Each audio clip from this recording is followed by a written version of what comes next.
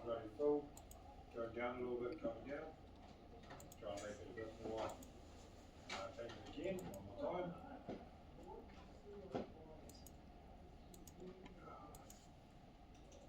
Do 125. We'll go 150.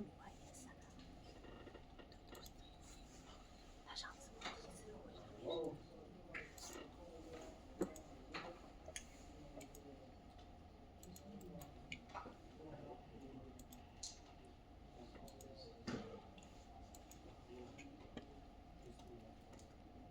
You see that the first one here, the first panel here is surcharging. So that pipe doesn't have the capacity to drain all of that. If the pipe was bigger, say we leave that flow how it is, change this pipe here, back step, go 0.3, change it to 300, run the model again.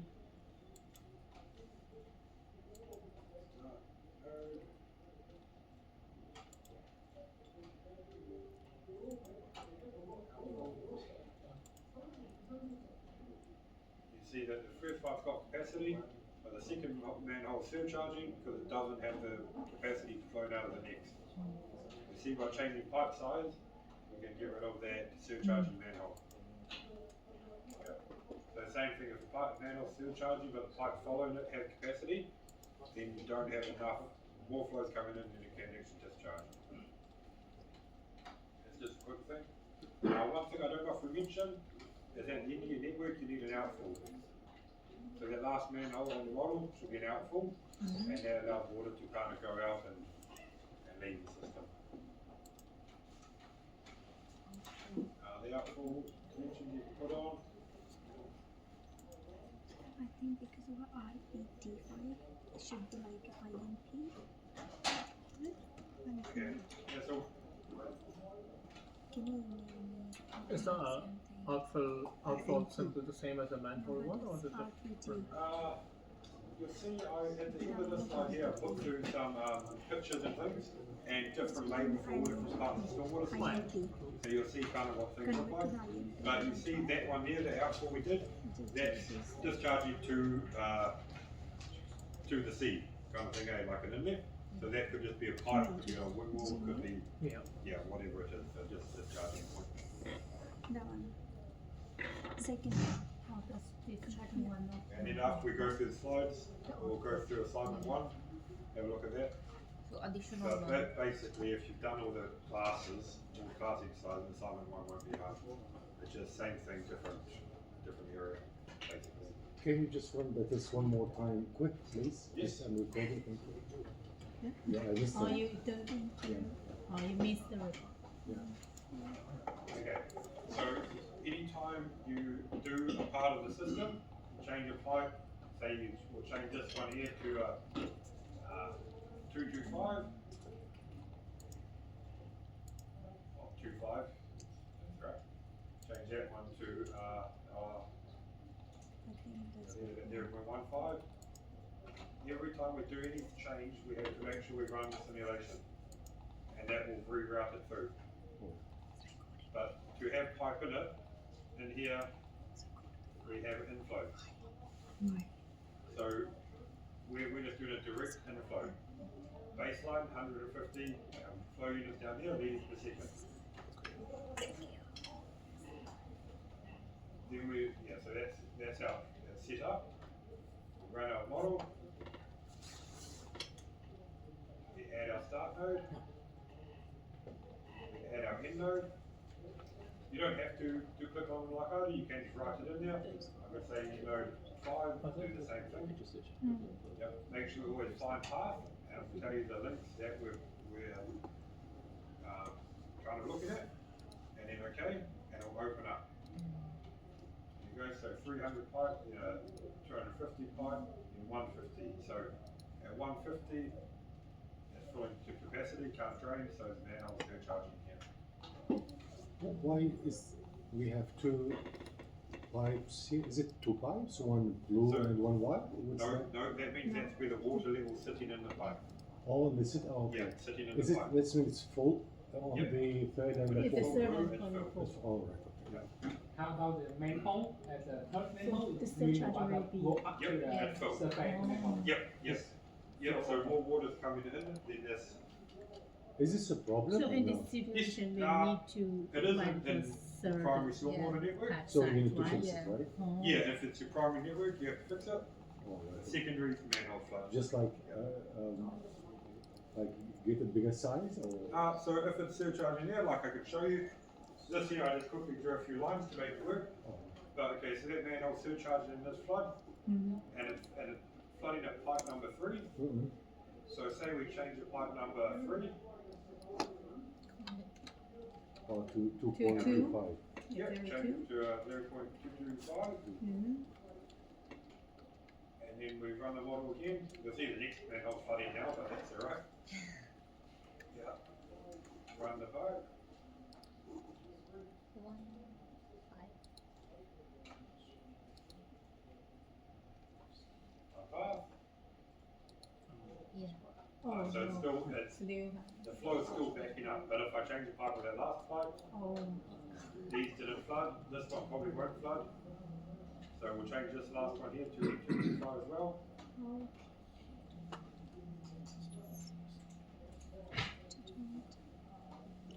Run the simulation, always make sure you run that simulation, even if you can't remember if you've done something, just run it again because it takes a second. And if you haven't run it and you change something, you might submit something that's not right. It's the same charge.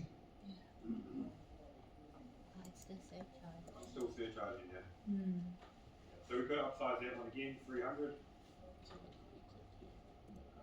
Quickly here.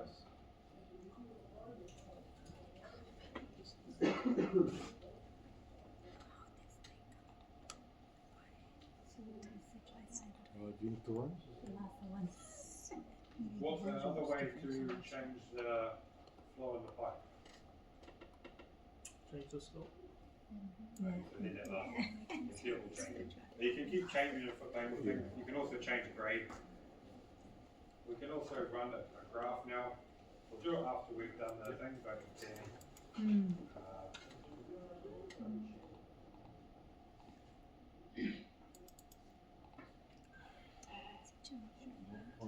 On the report, I think.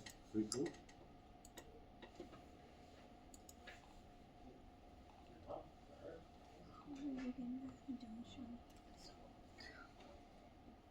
so we've got the average depth of meters, that's on the water in the pipe.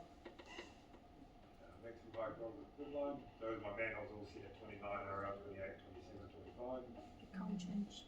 Ours won't really change because I just set it as a constant flow. You can change here too. So that's a no depth, no flooding. No. You can see it flooded. Maximum rate was 28.12 liters a second. These you'll get better results when we actually put a time series plot in there. We've got conduit surcharge, conduit 4, and this will pop up the ones that have surcharge for loading.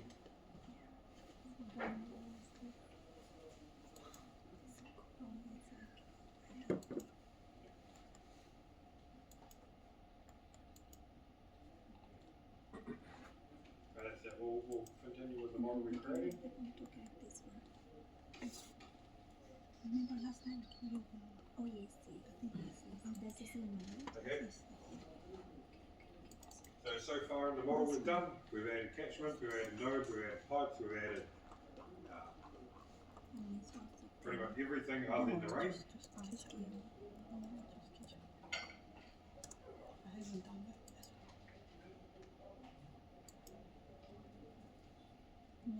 Plug this into the right computer.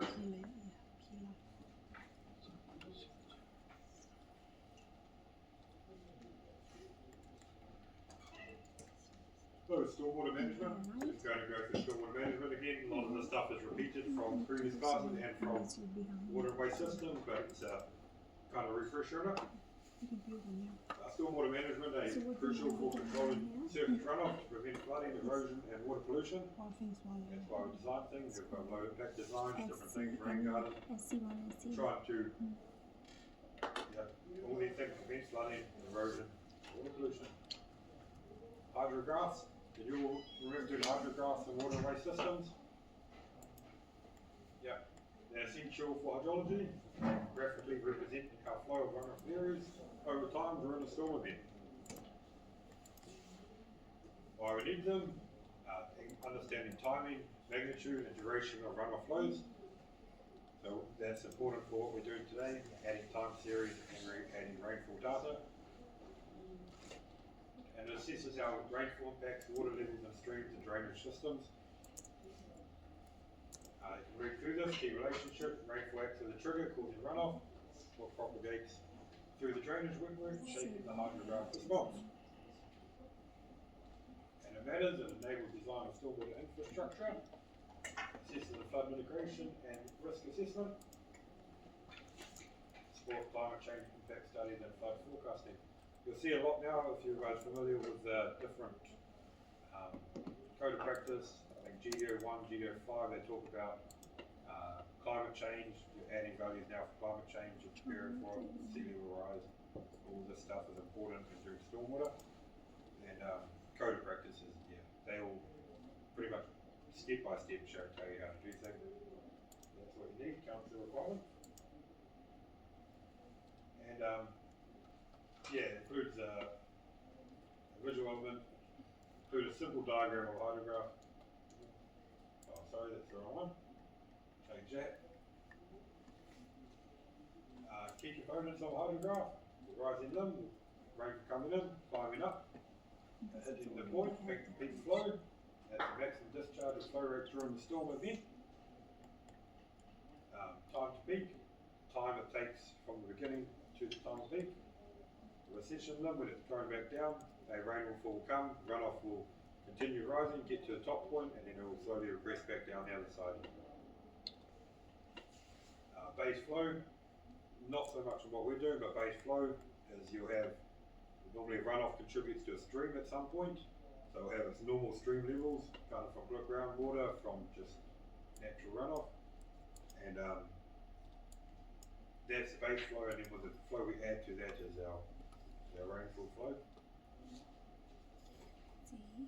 Factors affecting hydrograph shape, intensity, duration, catchment size and scope, land use, soil filtration capacity, vegetation cover, and land management practices. You'll see a lot of what we do is land use and soil filtration capacity. When we design, we take off permeable land, we put impermeable land, runoff increases, less ground infiltration, and that's why we need to make sure what we do doesn't cause further impact to other people and to the network, to property really. Yep, just a standard hydrograph. Rain comes in, rising limb, rainfall coming, getting to the top point, peak flow, and then the falling limb stealing off later. Time of concentration from the time that it starts to the time that it hits peak flow. Discharge and then time. You guys would have all done this in still waterway system. Good to go back to those notes, refresh it. This is mainly about the modelling. You probably recognise some of these slides from waterway systems if you go over them again.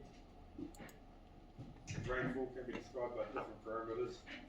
The rainfall quantity is usually described depth in rainfall millimetres, or the intensity of rainfall millimetres an hour. And then the duration of the rainfall. And in Auckland region, rainfall depth or intensity is recorded by rain gauges everywhere, and that's kind of where we get modelling data to base off. That what affects the Hearns-Niwa rainfall data. TV 108 hasn't been updated to rainfall maps, but these continuously change, and that's why if you look back over that Hearns-Niwa, the rainfall data, we can open it up. You'll see that previous years it changes, does change, and that's where we get all the data from. That changes that. Knowing the depth of rainfall happening in a certain amount of time allows to convert depth to intensity. Yep, 30 millimetres of rainfall happening in 30 minutes gives an intensity of 60 millimeters an hour. Yeah, 120 millimeters at range, 12 hours to intensity of 10 millimeters an hour. By basic maths, work it out. And then combination of quantity and duration allows us to associate frequency to rainfall event. Frequency is whether it is frequent, small event, or very extreme rainfall event. You'll be familiar with these, ARI, average recurrence interval, and annual exceedance probability. So we use it for our, get our data as a AEP, we base it on 1%. You have to create the ARI. You'll see in the code of practice, we had different and now I have cases where we're using one. So just read through the code of practice, you probably have to do an assignment to do rainfall. That means you have to table. So did you create the table? No, I haven't. What's the reason like we have average recurrence interval like we use 10, 50, 100? There's scenarios we need to use this one, this group, or this group. It's what it requires in design, so you redesign. But 2-year ARI does not Well, mean, it's the same to me. so 1, 2 years, Remember? 0. Okay, so What- each what- is one, Do right? we need to use it or Each just one. like? You'll just need data, you'll just need data. So you get that off your TP10 rainfall maps. But we usually use the 50 or 100 years, right? Depends what is required. So if you Normally look through it's the code of 100. practice, I'll find out.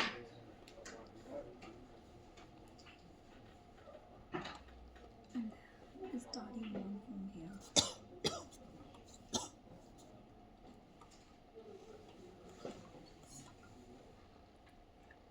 So this is C1.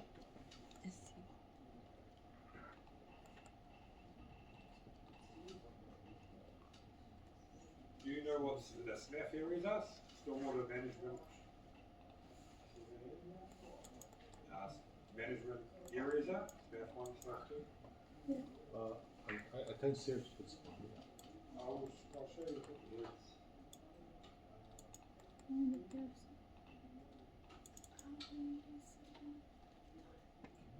It's where did you start with C1? Oh yes. It's very tricky. Okay. So basically from here.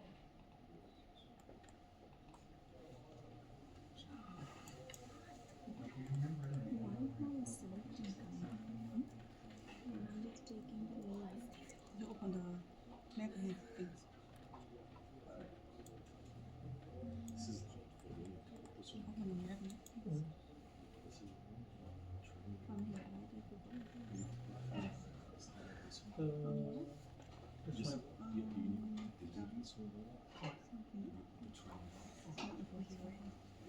this one, right? Yes. Not line tools, this line tools. This one. So the stormwater code of practice, My one is not coming right. What is I can't draw.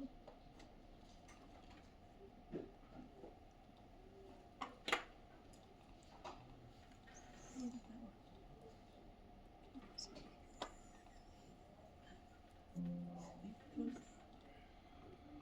This one right now. Now it's try. Try now.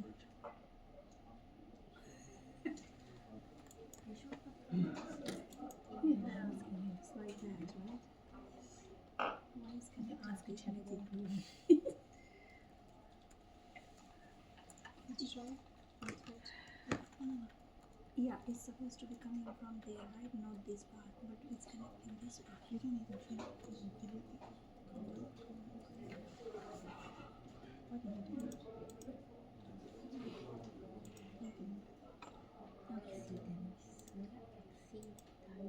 there you go, so What's GGO4. the meaning?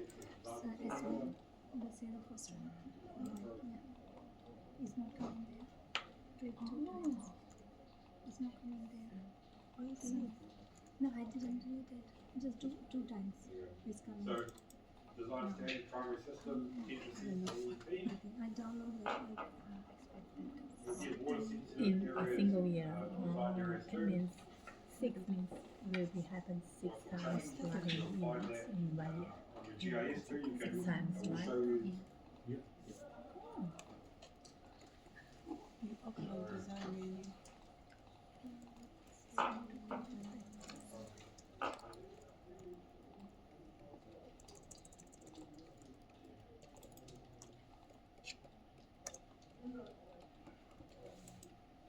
so one in so many years, AEP, and that's your primary system, 10%, secondary system, 1%.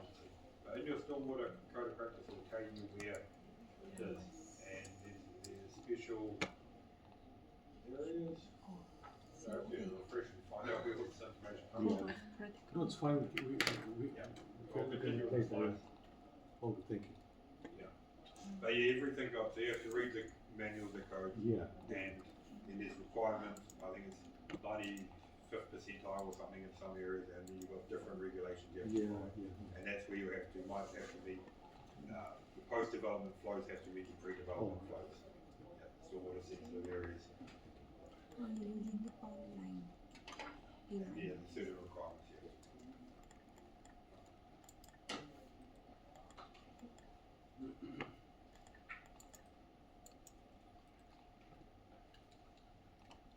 You will know how to get all the information here from here, these charts. Yep, and then in the, what's it called again? Niwa Herbs, they also got a section now for climate change, and that's showing for reading. Read off all that. And then the rainfall maps in TP 108. What we'll be doing using the rainfall maps. Virtually the same. The figures are quite similar as well. These slides are only to refresh you from waterway system. Read through them. Rainfall maps. You all know how to read the map? Yeah. Quite basic. Just make sure you got the right ones that you're reading. Down here. If you get those wrong, then it's wrong again. I can't even say this for the word I have tried a few times. Hydrograph? Hydrograph? Just read it again. Yeah. We mainly work with hydrograph in SWIM. We can then, we'll show you once we put a time series in, we can actually graph all our pipes, and you'll see the individual hydrograph for the pipes. You can do one for a combination of pipes, and you can actually see how the water flows through each point. How to use So this. just note to kind of remember it, don't have to do So anything how on do it, we add on the text like a graph file, right? but we still have to Is it 2026 or do we work out what's going to be in the exam at the end, so because read through the notes and who the host, the probably not. How they relate to each other, rainfall, takes as input to catchment area, hydrograph, and then the catchment response to that input, producing runoff characteristics by a hydrograph. You can see I'm not a great reader. I can say it in my head. But you'll see all the catchment points, the runoff will eventually accumulate, you'll get your runoff coming up at its peak, and then the surface falling up the land. It all contributes to your watershed, and that's pretty much how the graph is based on. And then practical application for it too. Stormwater infrastructure is based on rainfall patterns. That's why we have different patterns and use different data from every different location, because it's based on our rain gauges for different areas, which some experience more rain than others.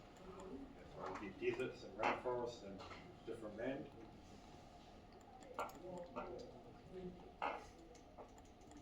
Application to time series modeling and SWIM.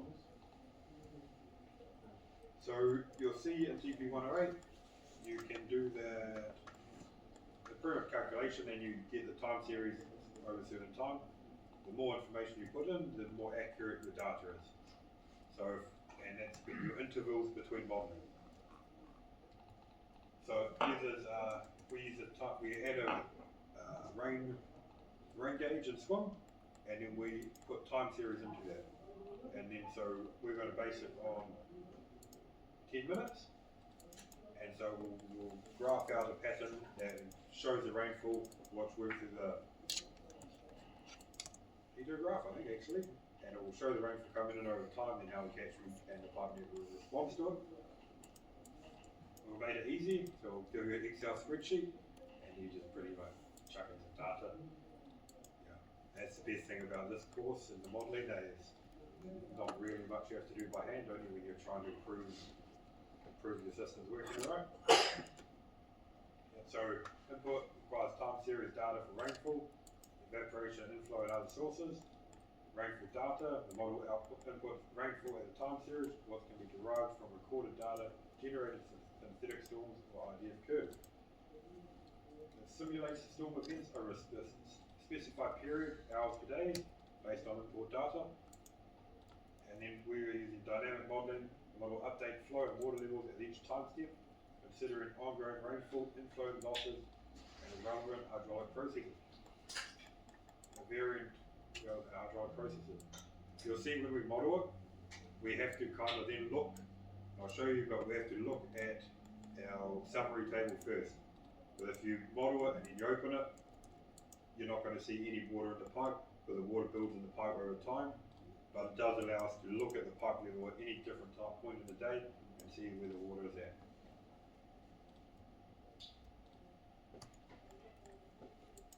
There's another summary. Rainfall input is time series. Rainfall data input time series. Rainfall intensity over discrete time intervals every 5 minutes. We're going to use every 10 minutes.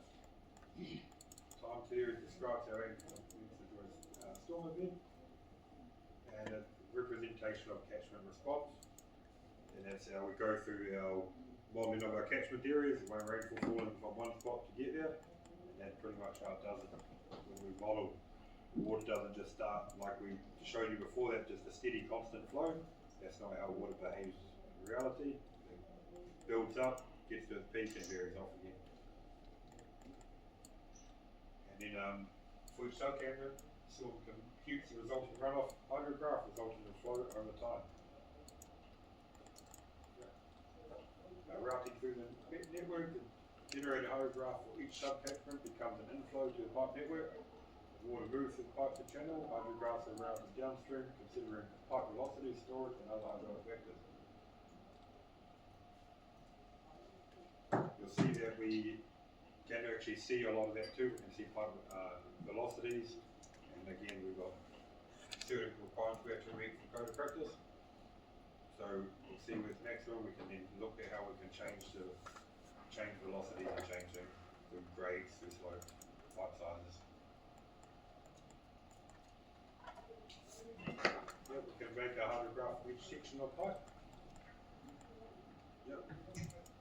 And storm commutes flow at each node based on upstream inflow, hydrograph and hydraulic routing.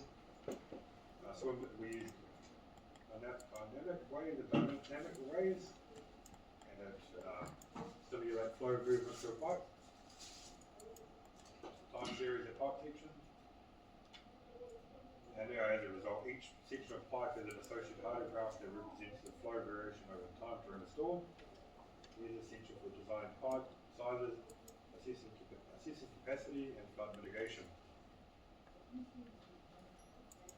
Quick summary.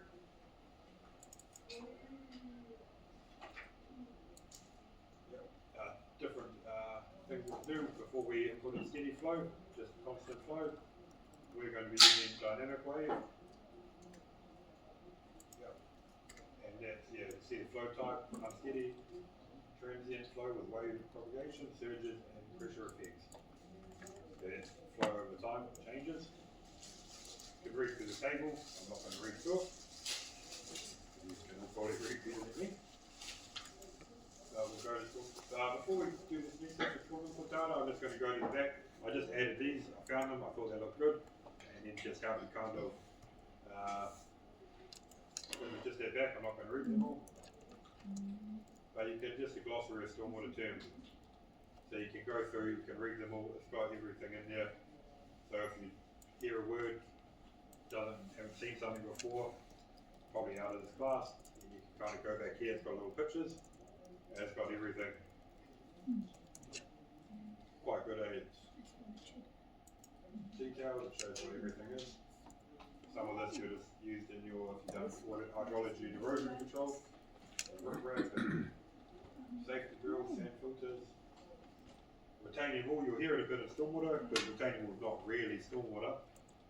But parts and code practice saying you cannot build a retaining wall if you've got a flow path going through that area. So they do pop up in different areas. Yeah, so this is just a glossary. Is it uploaded on the? Yeah, it's open on Moodle now. Yeah. Yeah. This one here, why I actually put it in is this curve outlet.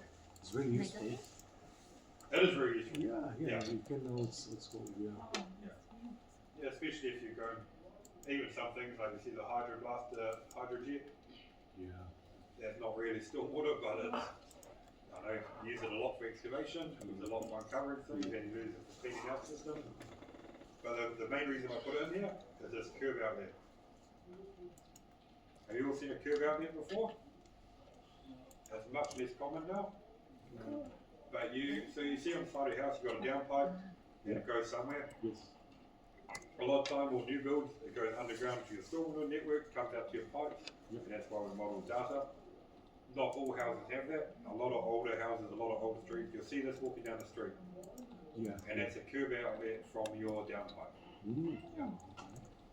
And I mentioned this in your assignment, like you'll see that one we've modeled today, and you can see that each kind of property has a little connection. Oh, okay. Yep. In the assignment, we're making the assumption, I haven't been able to have a look, that the properties you can't see a little line have curb outlets. So this one is not a pit hole. This is a curve outlet. Yeah, curb outlet. So So they're it's not different. common. Is it different than the? So normally, It's weird. This is like first time I see it. you'll see it if Yeah, go I down any noticed. old Yeah. streets in Auckland, just notice and you'll see Yeah, them. I noticed. Yeah. Yeah. So normally you've got a house, you've got a downpipe coming down the side of the house from your gutter, and then that might go down underground to your stormwater network, and what then flows onto a manhole and so on. And it's underground. Curve outlet will run out the side. You've got the curve outlet, and then you've got the road cross section. So it's discharging straight to the road. Creative color. Yeah. Everything. Into the road. Into the road, and then that goes down the channel down the side of the road into your stormwater network. Not common anymore, but I know recently David Phillips did some design and they still used it. Okay. So that's within the last couple of years. Is that effectively part of the overhead flow path, like for the purpose of calculations? That would be part of that catchment of that road. Yeah, so say you had you know that if you've got a road, you've got a catchment on the side, then that is a catchment that goes to a manhole. So theoretically, like that's a catchment to the manhole.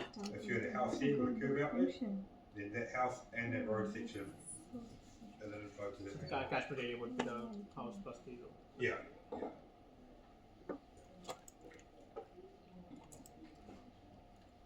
Yeah, I just added these in the back. They're quite good actually. There you go. There's an outlet outfall. That's a big wing wall. That's a massive one actually. So like you'll see the ones that we're probably looking at is probably more like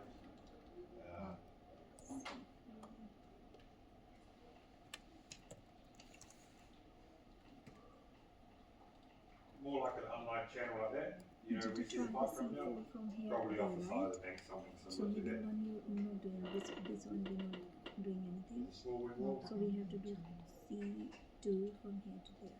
Okay, just like that. Subsoil drain, have you all seen subsoil drains before? I pointed out across in that one of the previous slides. The subsoil pipe is just a pipe underground that's perforated, it's got holes in it. Oh, okay. Yeah, so if you've got a catch bit over here, pretty much under the channel of every road, you've got a subsoil pipe that leads into it. And it's just a pipe covered in tiny little holes. Normally with like a sock over it, so water, the dirt and stuff can't flow through. And then so all the groundwater beneath your road will go through the subsoil pipe into your catchment. It will stop your you know, all the ground under your road becoming waterlogged, soggy, soft. Pretty much all roads have that underneath it. Here's a picture of a surcharging manhole. So when we did that model before, to run a quick model, that's what a surcharging manhole looks like. Very, very dangerous back in old types of manhole lid, because they were just like a taper fit, so they could pop off. So you have big flooding like that, they pop off. And then here, so you've got a big hole in the road.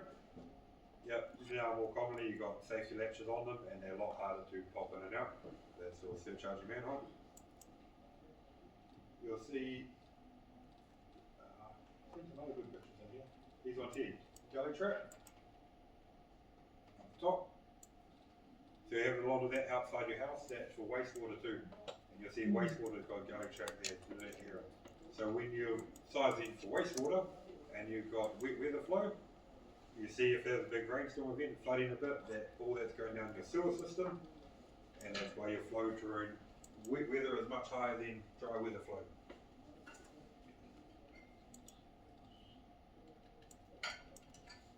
That line channel, much less common now. You see now everything's trying to be, before everything was concrete, fast flowing, easy to build.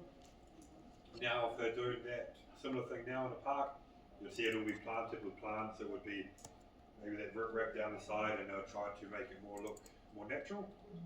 And that's kind of where stormwater's going through in the future. Not so much as concrete conveyance. Down the bottom an inlet, that's like a river inlet into an underpass. Yeah, that's all quite common. Yeah, I found this actually this morning. I thought, oh, that's quite good. I'll add that in there. There you go, your spouting. That's what leads to your downpipe. Yeah, see where the water goes. I live on a farm, and our one goes into our water tank. That's where we get our water from. Oh, look, and there you go. That hinge manhole cover, that's what we use now. They lock much better.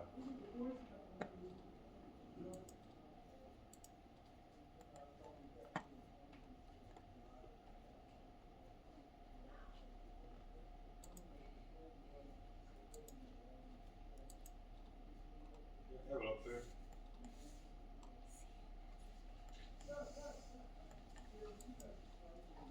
No. You might get questions about one or two of these in your exam. CCTV. Have you all seen CCTV footage in a pipe? So every part you install, you have to run CCTV through it, prove it, pick up dips, holes, hollows, grades, and actually tell you everything about pipe network. So after you get it stormwater, after you build a stormwater system, you have to flush it, CCTV camera, make sure it's all perfect. I've actually got a couple of videos on my computer of some really bad ones. I'll show you one day. It's fun.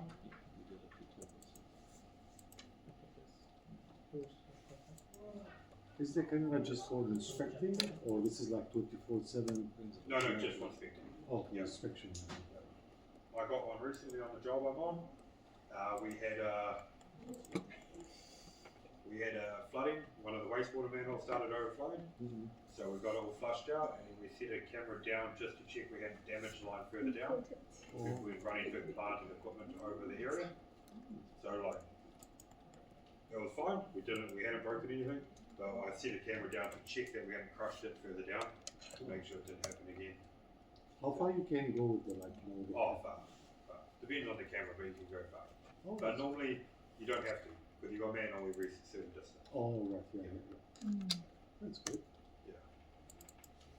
Are there some manhole lids like specifically designed to account for that surcharge, or is it kind of Yep, you can get a manhole that also works as like a catch pit that's got grills on it. like functional on the road? And Yep, yeah. I've got this one up the road in Auckland Hospital. Yeah. Not as common, but yeah. Most of it when it floods, it just all overflows and then it goes down as time goes on. Ideally, your catch pits are the ones overflow. The manhole to fill, your catch pits overflow. swim input data. So now, do you all have your model from last week? Everything open? We'll run through how we put in a time series. So time series, data set based on monitoring data, could be individual rainfall records or average from numerous rainfall events. Representative of region, that's why I use TP108 or that NIWA herbs to get our data from, because it has already been, what do you call it, studied or recorded through history, so that's a good way to base kind of future rainfall off. There you go, graph of the typical time series, a relationship between rainfall and time. These data sets can be used for various purposes. There you go, from TP108.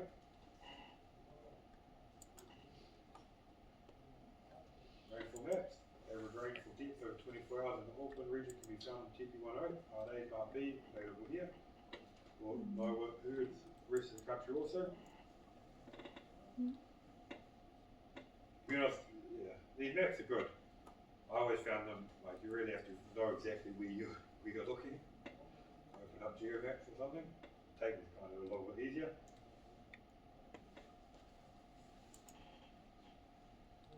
And then you see this rainfall time series. This is in kind of how they show you how to do it in TP108. A little bit of calculations. But now that's alternate avenues is not what we're doing. I will build a time series for the present conditions at, what's the name of that road? Renoir Street? Yep. There's some other diagrams, rainfall time series, another example of design storms, Christchurch. Yep. Pictures really. Okay, so we'll open up.